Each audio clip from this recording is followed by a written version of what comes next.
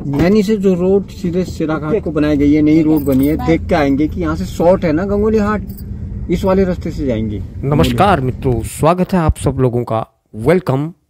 आज हमने जाना है गंगोली हाट की तरफ, घूमने का सोच रखा है। हम अभी हैं नैनी में, इस सुबह का टाइम है और सुबह सुबह निकल रहे हैं गंगोली हाट के लिए। वैसे तो रोड सिराघाट से घूम करके है, पर नैनी से एक नया रोड बना हुआ है। हमने यहाँ पता करा तो नैनी से सिराघाट यहाँ से 32 किलोमीटर ही बता रहे हैं, नज़दीक पे है। तो इसलिए इसी वाली रोड से चलते हैं और देखते हैं ये रोड किस तरह की है। बाड़ेछीना वाले रास्ते से भी सिराघाट ही पहुँचना पड़ेगा, इस वाले रास्ते से भी सिराघाट पहुँचना है। और यहाँ से हम चल चुके हैं नीचे।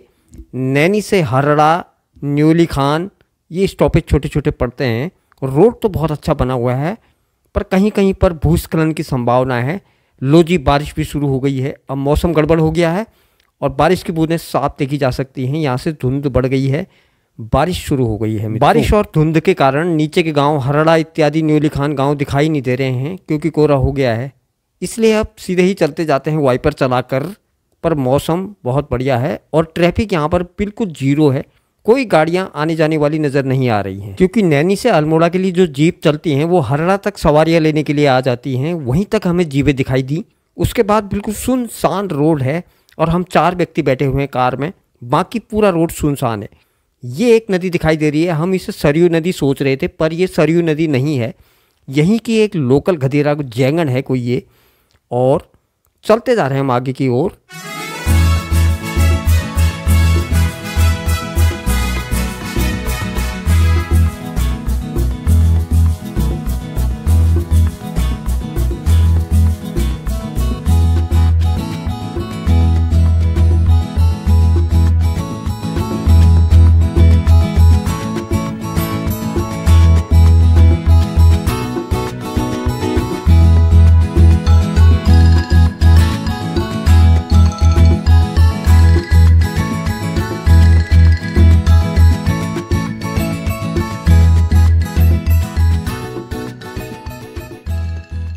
पहाड़ियों की रोड के लिए काफ़ी ट्रेंड ड्राइवर की ज़रूरत होती है, क्योंकि यहाँ पर सिंगल रोड है और अगर उधर से कोई गाड़ी आ गई तो आधी गाड़ी कच्चे में उतारनी पड़ती है, इसलिए काफ़ी अनुभवी ड्राइवर चाहिए। बाकी जगह तो रोड ठीक ठाक है, पर एक आध जगह पर मलबा आया हुआ है और बुलडोजर और जेसीबी मशीन द्वारा वो मलबा हटा दिया गया है, इसलिए रोड खुली हुई है। आगे को रोड खुली है कि नहीं है हमें कुछ ऐसा मालूम नहीं है, क्योंकि हम चलते जा रहे हैं, उधर से तो कोई गाड़ी आ नहीं रही है। चलो चलते हैं ऊपर वाले के भरोसे। प्राकृतिक सौंदर्य तो यहाँ का लाजवाब है, पहाड़ियाँ बहुत शानदार नज़र आ रही हैं, हल्के हल्के बादल पहाड़ियों में बहुत शानदार नज़र आ रहे हैं और बैठे बैठे भी बोरियत आ रही है। चलते हैं आगे की तरफ। अब इंतज़ार है सिराघाट का, अगला स्टॉपेज हमारा आएगा सिराघाट। ये ऊपर की तरफ जाने लग गई है रोड, उधर को हमें डाउट हो रहा है, यहाँ पर किसी से पूछा जाए, पूछते हैं कि ये रोड सिराघाट ही जा रहा है या कहीं हम किसी दूसरी रोड पे तो नहीं आ गए। यहाँ पर कुछ देर रुकते हैं और इधर उधर से आने वाले लोगों से पूछेंगे रास्ता, कि ये रास्ता यही है, क्योंकि गलत रास्ते पर जाना ठीक नहीं है। अब यहाँ पर हम थोड़ी देर गाड़ी रोक के कुछ फोटोग्राफी वगैरह करते हैं, रील वगैरह बनाते हैं और फिर पता करेंगे कि ये रास्ता सिराघाट ही जा रहा है या कहीं और जा रहा है। अभी तो यहाँ पर कोई नज़र नहीं आ रहा है, उधर दूर से एक आदमी चलते हुए नज़र आ रहे हैं, इनसे पूछ के देखता हूँ। ये इधर से आ रहे हैं चलते हुए, क्या पता ये रास्ता बता दें। अब यहाँ पर मुझे पहाड़ी तो बोलना आती है, पहाड़ी बोलकर इनसे कुछ पूछता हूँ। ओहो, ये तो उधर की साइड गांव की तरफ चले गए। आगे से 2 और स्त्रियां आ रही हैं लट्ठी लेकर के, इनसे पता करता हूँ, ये भी चले गए। और ऊपर एक मंदिर बहुत बढ़िया दिखाई दे रहा है, लाजवाब। पर आगे जो काम चल रहा था कुछ, उनसे मैंने लेबरों से पूछा, वो बोले बिल्कुल सही रोड पे आप जा रहे हो, अब थोड़ी दूर है सिराघाट, सिराघाट आने वाला है।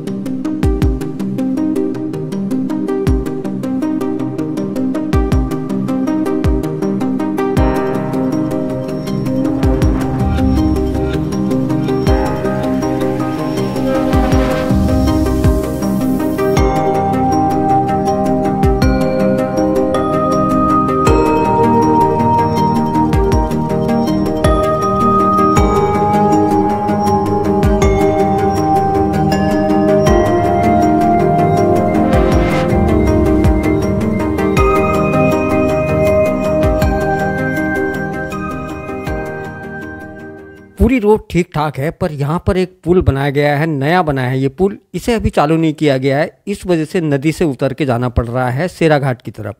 ये पुल है, देखिए नया बना हुआ है, हो सकता है इसकी ओपनिंग अभी नहीं हुई होगी, ये चालू नहीं किया गया है। तो रोड इधर से नीचे साइड से घुमा करके नदी के रास्ते निकाला गया है। रोड थोड़ा सा पत्थर वत्थर हैं, असुविधा हो रही है बहुत, पर इतना सा है ये 200-300 मीटर करीब नदी पार करने के बाद फिर हम मिल जाएंगे मेन सिराघाट वाली रोड पर। जल्दी ही जब ये पुल चालू हो जाएगा तो ये रोड पूरी सही ढंग से चालू हो जाएगी। ये सिराघाट की मार्केट है, सिराघाट पहुंच गए हम। और ये जो दुकानें हैं बिल्कुल नदी से लगी हुई हैं, नीचे से इन्होंने बीम दे करके, कॉलम दे करके बनाई हुई दुकानें, बिल्कुल नदी के किनारे पर बसा हुआ है ये सिराघाट। यहाँ का मच्छी भात बहुत प्रसिद्ध है, लेकिन अभी तो हम यहाँ पर नहीं रुक पाएंगे क्योंकि हमें आगे जाना है। लेकिन मैंने यहाँ पर खाया था एक बार मच्छी भात, बहुत प्रसिद्ध है यहाँ का। अब हमें पहुँचना होगा रायआगर।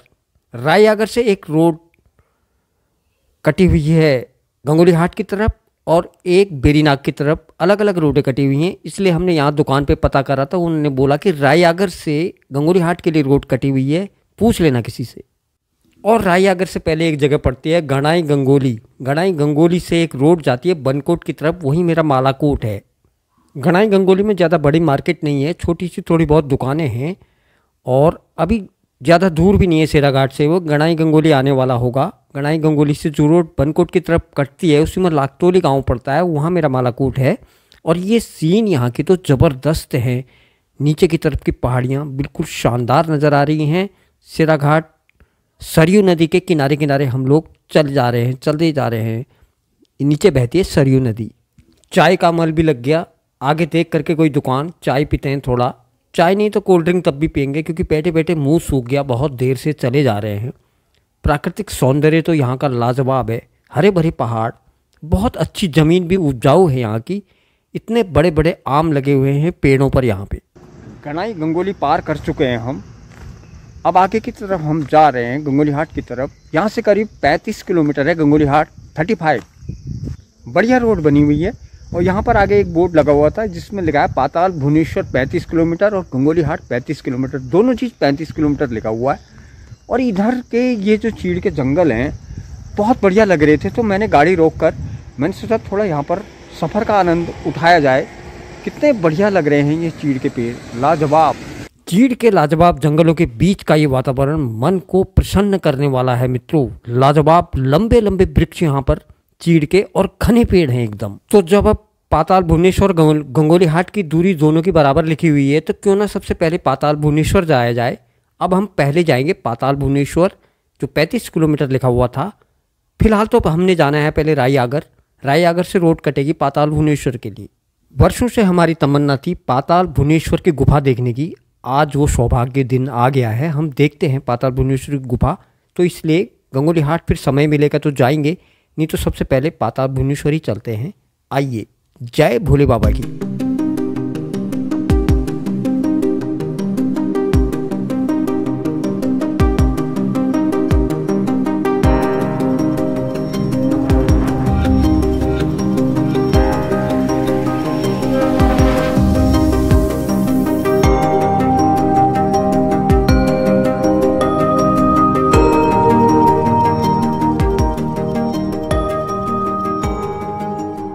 पहुंच गए हम रायआगर।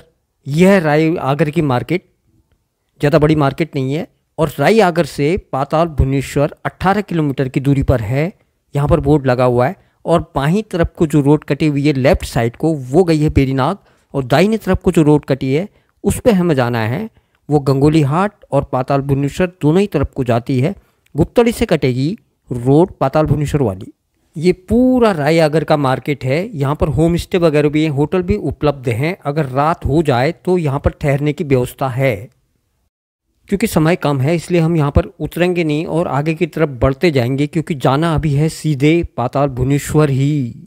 ये रायआगर है, यहाँ से गंगोली हाट 18 किलोमीटर और पाताल भुवनेश्वर 18 किलोमीटर। और अभी समय हो रहा है 10:52। निकल पड़े हैं हम यहाँ से पाताल भुवनेश्वर की तरफ। बहुत अच्छा प्राकृतिक सौंदर्य, यहाँ से देवदार के वृक्ष दिखाई दे रहे हैं। अभी तक चीड़ के थे ना, अब देवदार और काफल और इस तरह के वन यहाँ पर दिखाई दे रहे हैं, हरे भरे एकदम।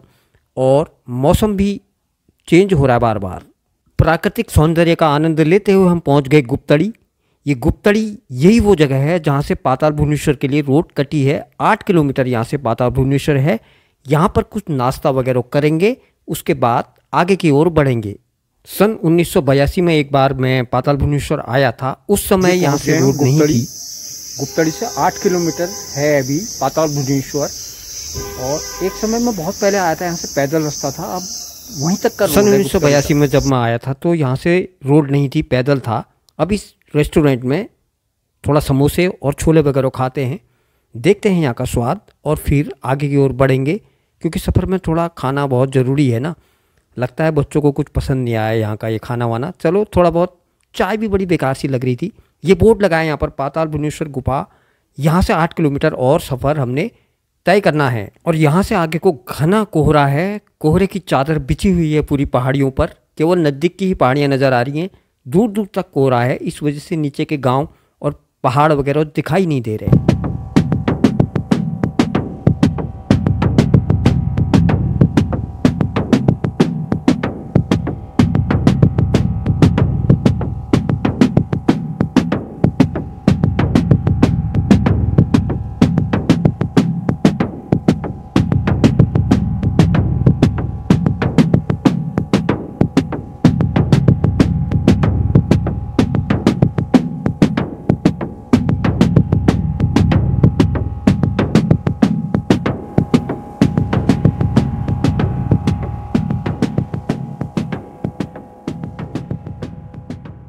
अब तो यहाँ पर काफ़ी विकास हो चुका है। जगह जगह रेस्टोरेंट और होम स्टे होटल वगैरह बने हुए हैं। रुकने की अच्छी उचित व्यवस्था यहाँ पर दिखाई दे रही है, क्योंकि जगह जगह मोड़ों पर हमें दिख रहे हैं बने हुए रेस्टोरेंट। पहले ये सब नहीं था, अब बहुत यहाँ का विकास हुआ है। जहाँ ज़्यादा टूरिस्ट आएगा तो विकास होना स्वाभाविक है। इतने अच्छे अच्छे होटल यहाँ पर बने हुए हैं, दिल खुश हो जा रहा है देख करके। पर अगर घने जंगल में होता तो और बढ़िया रहता। मंदिर का आनंद, भक्ति का आनंद तभी है जब घने जंगलों के बीच में और कठिन रास्तों से जाया जाए। देवदार के वृक्ष कितने सुंदर दिखाई दे रहे हैं, देखिए दूर से। ये सब देवदार के वृक्ष हैं, और हमारे साथ बैठे हुए सभी यात्री इस बाहर के दृश्य का आनंद ले रहे हैं गाड़ी में।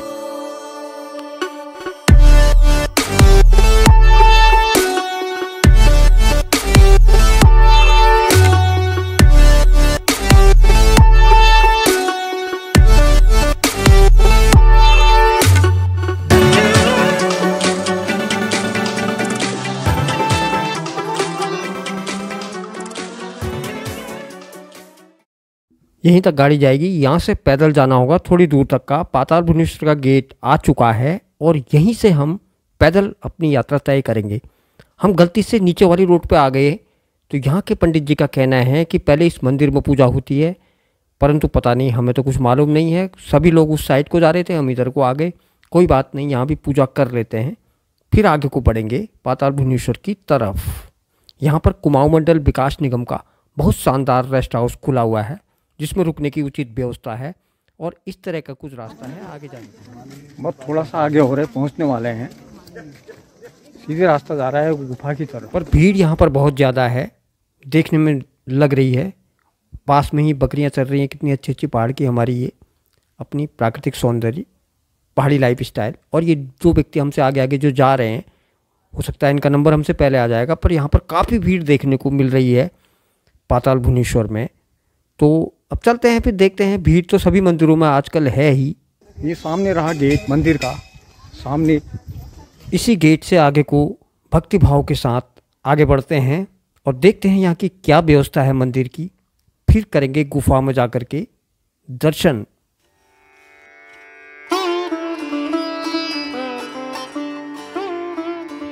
पहुंच गए हम गुफा में, पाताल भुवनेश्वर की गुफा। और हो सकता है यहाँ से आगे को मोबाइल अलाउ ना हो, यहाँ पर जूते चप्पल उतार के आगे की ओर बढ़ते हैं। यहाँ से आगे को बिल्कुल मोबाइल अलाउ नहीं है, वो यहीं जमा हो जाता है। 30 रुपये प्रति व्यक्ति यहाँ पर शुल्क है, और मोबाइल का शुल्क 20 रुपये। 150 रुपये गाइड का जो देना कंपलसरी है। आपके साथ एक गाइड भेजा जाएगा, और 30-30 व्यक्तियों की टोली बनाकर यहाँ नीचे गुफा में उतारी जाती है। बहुत लाजवाब गुफा है मित्रों। ये 90 फीट गहरी और 300 फीट लंबी है ये गुफा। इस गुफा में 33 कोटि देवता मौजूद हैं, और भी कई तरह की आकृतियाँ गुफा के अंदर बनी हुई हैं, जो कि गाइड अच्छे से समझा देगा। जैसे शेष नाग, कलयुग, सतयुग, द्वापर, कई द्वार हैं, बहुत चले गए सारी गुफा के चीजें। अंदर। बाप बाहू, बहुत लंबी 300 मीटर की गुफा है। आफत आ गई, वहाँ ऑक्सीजन भी कम है। आओगे तो ध्यान से आना भाई। बाप रे, मैं तो जा ही नहीं रहा था, फिर मैं चले गया। बहुत ज़्यादा समय लग गया। अब यहीं पर से आगे को दूसरे हाटकाली मंदिर जाने का समय शायद नहीं हो पाएगा। अब हम यहीं से वापस चलते हैं, कुछ खाते हैं, पहले तो भूखे हैं। एक बार जीवन में अवश्य इस गुफा के दर्शन आप कीजिए। बहुत लाजवाब सतयुग के समय की ये गुफा है और पांडवों ने इस गुफा की खोज द्वापर युग में की थी, ऐसा गाइड ने बताया। और भी बहुत सारी चीज़ें इस गुफा के अंदर, गणेश जी का सर, शेषनाग का फन, शेषनाग का धड़, बहुत सारी चीज़ें हमें देखने को मिली। जहाँ मोबाइल ले जाना अलाउ नहीं था, इसलिए हम ये चीज़ें आपको नहीं दिखा पाएंगे। दोबारा से यहाँ पर लौटकर हम कुछ नाश्ता वास्ता करते हैं, खा के फिर आगे की तरफ बढ़ेंगे। वीडियो देखने के लिए आप सभी मित्रों का हार्दिक धन्यवाद।